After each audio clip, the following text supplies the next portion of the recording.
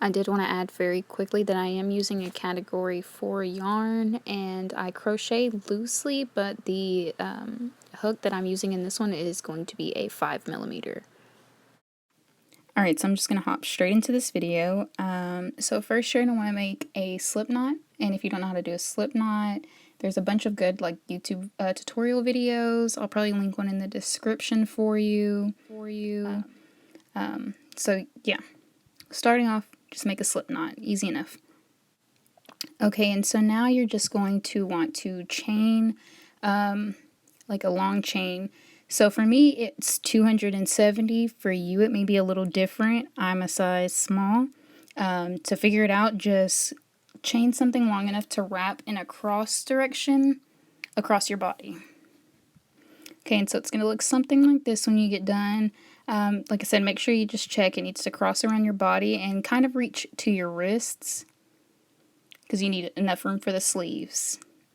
And so what I'm doing now is, just to make it easier for me, because I don't like counting every single row, like I'm not going to count to 270 every single time. What I'm doing is putting a stitch marker in the very first stitch, and then I'm going to be counting 35 down from that. That's going to be one of my sleeves, and I'm putting another stitch marker. And then I'm going to go to the other side of the piece and do the same thing. And so for me, I actually put it on 35 instead of after the 35, just for me, because you're going to do 2 different stitches and it just makes it a little easier that I know on the stitch marker is where I either begin or end my slip stitches.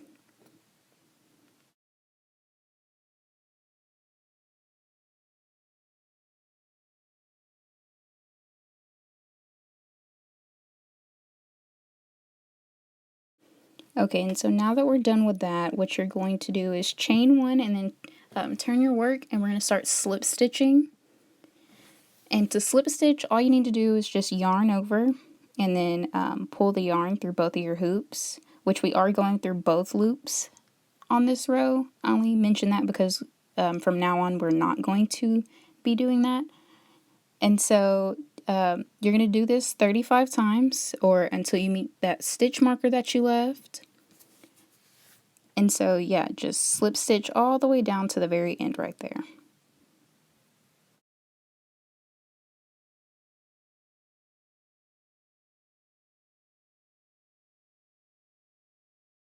Okay, and so once you get to that point, don't forget to move your stitch marker, and then we are going to be moving on to a half double crochet, which, like I said, I will leave links in the description to all the stitches that I'm using there, but this one is actually, they're pretty easy, pretty beginnish stitches.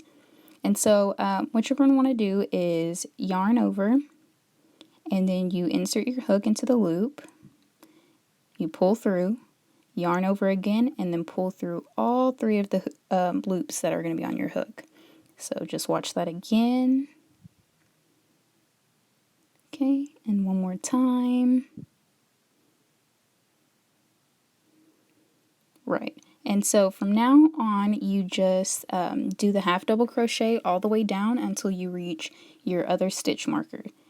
Well, right before your stitch marker. Okay, so I'll meet you back when we get there.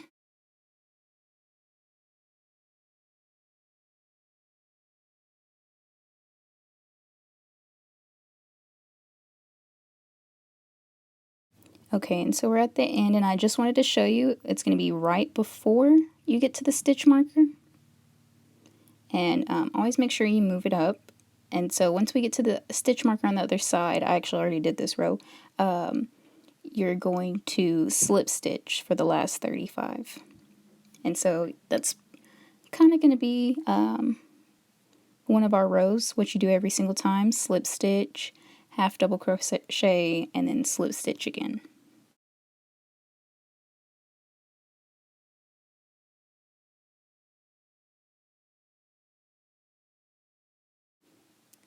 And so now we've finished that, and you're going to chain 1 and then start slip stitching, this time in the back loop only.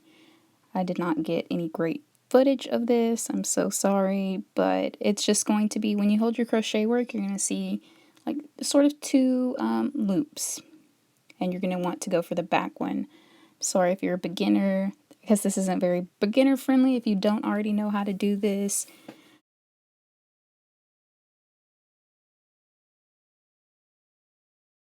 Here you're just seeing me go back to move my stitch marker up, which it comes, I'm telling you guys, it comes in handy so much, especially if you're like me, you don't want to count. This is an easy like hack, so you don't have to count every single row. Yeah, just make sure you keep moving them up and that you move them to the right stitch. That's very important.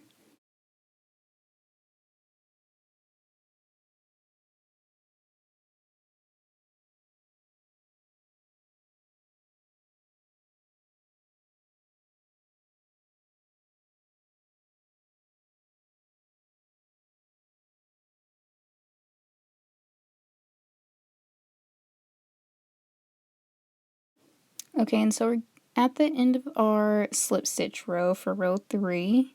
You can kind of see how I do the back loop stitch.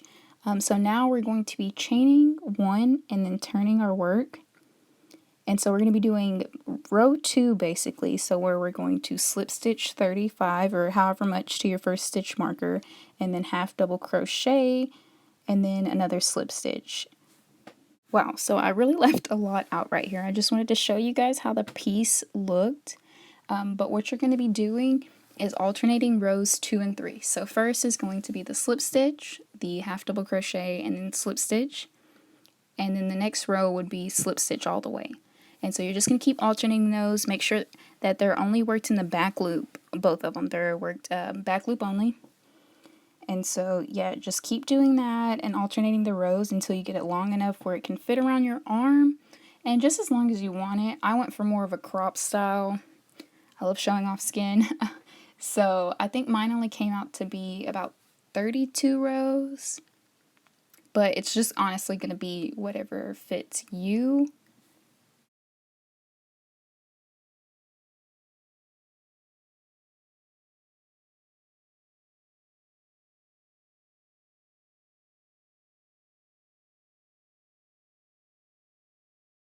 Okay, so here you're going to see me finishing up my last row. And once you finish, you're going to see that there is definitely a right side and a wrong side to this pattern. So on the right side, it should look something like this, a little bit more ribbed. On the wrong side, it's going to be a tad flatter. So just find the right side and the wrong side to your pattern. Like I said, I think I did about 32 rows for this one. As you can see, the stretch and just how it's kind of going to be looking. I know it looks very small, but I promise once you put it together, that fabric just stretches right out. It's actually called the elastic stitch for all you newbies. Yes. Okay, and so now I'm going to show you how to sew it all together so you actually have a finished sweater piece. I forgot to say, but when you're finishing off your piece, make sure to leave like a really long tail because you're going to use this to sew everything. And right there I just have a little darning needle. That is what I'm going to use to sew this together.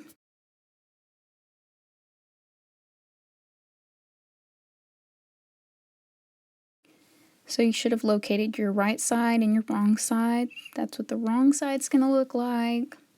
That's what the right side is. So we're going to fold it right side in. Just make sure everything lines up. To help me sometimes, I use the stitch marker and then piece the two pieces together just so I know that I'm doing an even stitch every way. And so this stitch, you just whip stitch it together. I'm not doing anything fancy. Just going all the way down until I meet that stitch marker for the first 35, so like for the first of the sleeve.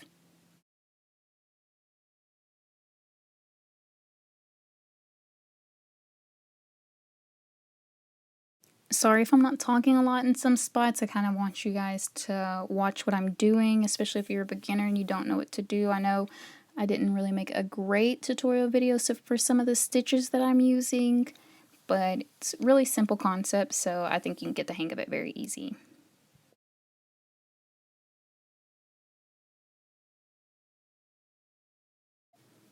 Okay, and so now we're to the end of the first 35 stitches, or however many stitches you will have on your sleeve part. And so what I'm going to do is add an extra 25 stitches onto the part where we did the half double crochet slip stitch alternate. And so same process, just do it another 25 stitches up, so it should equal a even 60 stitches that you have stitched together on the sleeve side.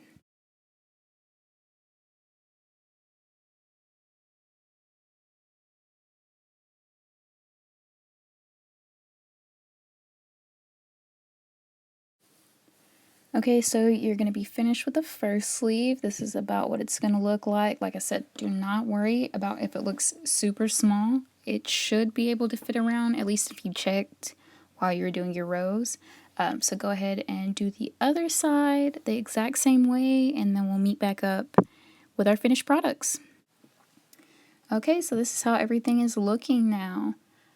We finished both sides, so you basically have your finished product now. I am going to turn it inside out to show the beautiful design that we worked so hard on, that ribbing. Make sure the right side is showing for everything. For this, to learn how to style it, just you can go look on my Instagram or my webpage, and I have a few like inspo ideas on how you could rock this sweater scarf. And in the next part of the video, I will show you how to make a matching beanie for it.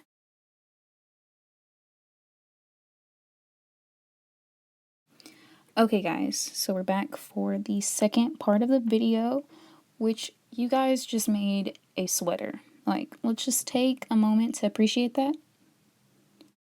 So this is going to be a breeze, an hour and a half, and you're going to have a rocking new beanie. Even if you don't make the sweater first, like, you're still going to have this amazing beanie.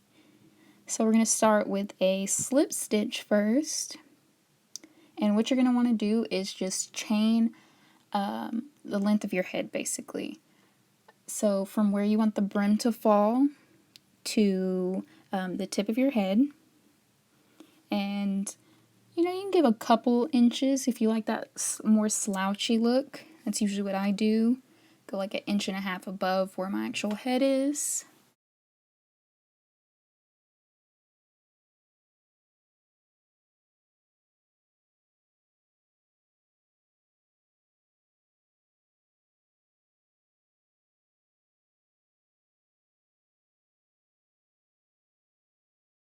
Okay, so same idea. Once we get to the end, you're going to chain one, turn, and then slip stitch. I did a very small brim for this one.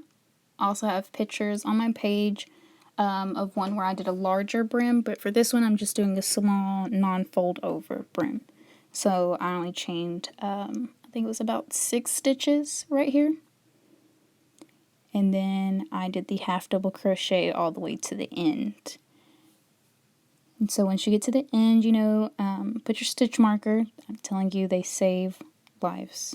Save lives. Okay, and so we marked off the brim. And you see it's just doing the half double crochet along the rest of the chain. And you know, of course, once you get to the end of the row, we are going to chain one, turn our work, and then do a whole row of slip stitch. Chain one, turn our work, do the brim and the slip stitch. Once you get to that place marker, you are going to go back to the half double crochet and then keep on alternating until you get a piece of fabric that is going to wrap around your entire head. So once we get to that point, meet me back here and I'll show you how to stitch that up and how to add a super awesome pom-pom.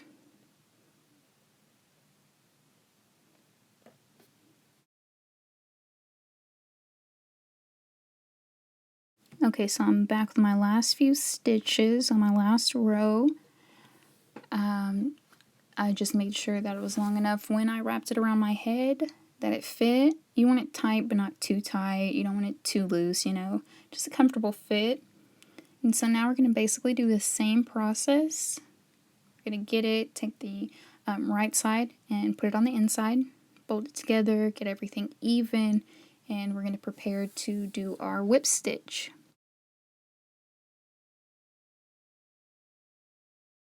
So you are only going to be doing this one side right here. When you reach the very end of that, I want you to come back and meet me. Don't do anything. Don't do anything. Just wait for me. And so how we're going to do this side is going to be a little bit different because we're going to kind of be weaving it in and out of the side. You're not going to actually be whipping them together. You're going to be kind of putting them in the side almost like a drawstring purse. I know most of you guys know what that is. So you want to do the entire side, the entire top side like that. Just weaving it in and out, in and out, in and out. Okay, just realized I didn't have the footage of this, so when you get to the starting point again, take both sides of the string and pull them together like a coin purse until the little hole at the top closes. Okay, and so this is our finished product.